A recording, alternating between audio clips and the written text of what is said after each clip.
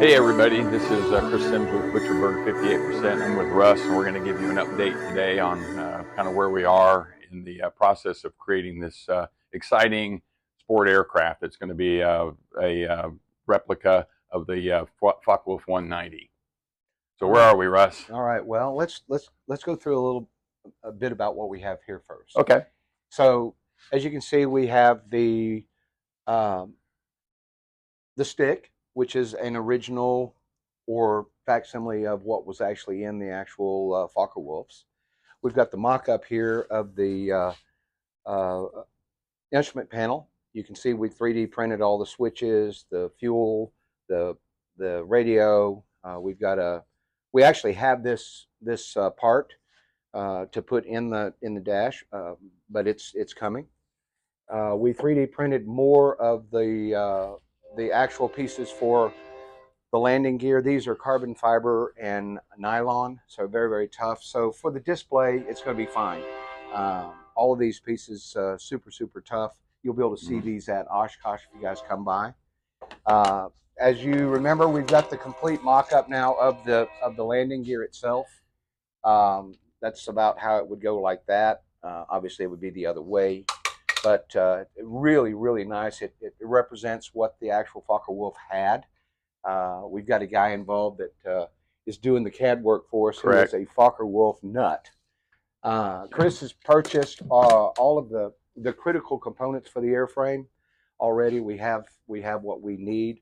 Why don't you tell them about your axle and wheel and brake? Okay, yeah, this is of course we're going to move away from go-kart wheels and rims and things like that. So this is a real aircraft wheel and brake assembly. That's what's going to be on this thing. That's going to make it a better aircraft. Got real aircraft tires on this one. Why don't you grab one? Grab one here. It's the smallest tires I can get. We have to be able to fit this stuff into the wing, and but this is going to be a real aircraft tire that will be able to handle the loads, the speeds, everything. And so that's going to be a real nice thing. It's not very heavy, and of course we're trying to keep this thing as light and as strong as we can possibly make it. And that's what this does. This has plenty of load and plenty of braking ability. And we've got Bob involved. He is an engineer and a tremendously talented CAD guy. And the concerns we had was because we were going up in size on that tire a little bit, right, that how we were going to fit that into the wing. So we've been able to model that and actually put that whole assembly up into the wing to figure out how to make adjustments so that it was going to clear and fit. And I believe you posted some pictures. And I'll have pictures when this video is done. I'll slide some of those pictures in there so you can kind of see what we have. Yeah, so we're trying to make sure before we actually build stuff that everything fits together and works, and that's what the CAD guy is really helping us with. And he's also going to help us with finite element analysis too. Yeah. So we'll know about some strengths. Another big deal. Right. So where we are right now is I've got the cowling here is all laid up. They're ready to have peel ply applied to them, the plumbing, and then we'll be infusing these. In the back, we have the bottom of the fuselage, the two halves of the upper fuselage, basically laid up right now. We did a wet skin on those.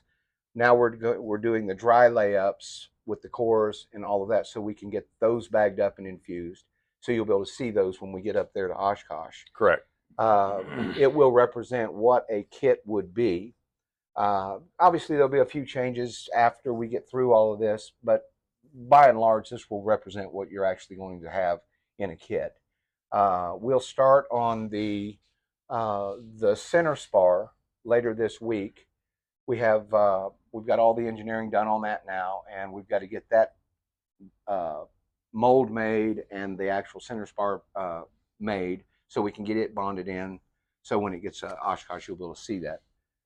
Right. So things that we're going to be doing, having this CAD guy, I'm finding out it's really great because we're going to model the whole fuselage, and now we're going to be able to locate the best spots for all of our bulkheads. That's going to help us to locate where all of the hardware goes up inside there.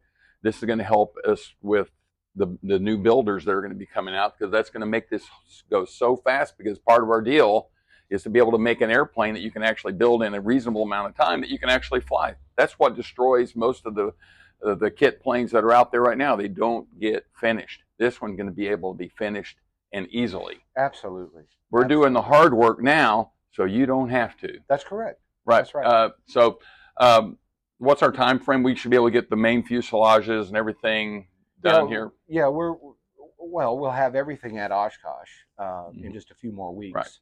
Right. I'm not going. We're in the summertime now, so with the heat that we have, timing is everything. We don't want it to get away from us when we start doing infusions because these are larger parts.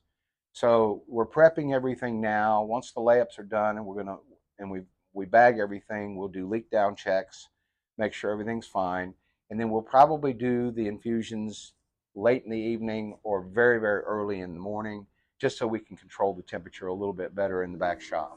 Right, and we're going to be at our EAA Chapter 34 meeting here coming up in July, talking about this. If other groups want to have us talk about it, I'll hopefully have a video that we can put out from the meeting. Yeah. Where we're actually talking about the whole operation. If you're local to the Dallas-Fort Worth area, maybe that's something we can arrange.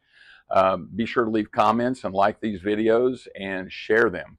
We really are going to need help because I want to be able to produce a very unique airplane that is not a P-51, but is something different, and we're going to be out there with this, and if we get it shared and we get it marketed a little better, that'll be great.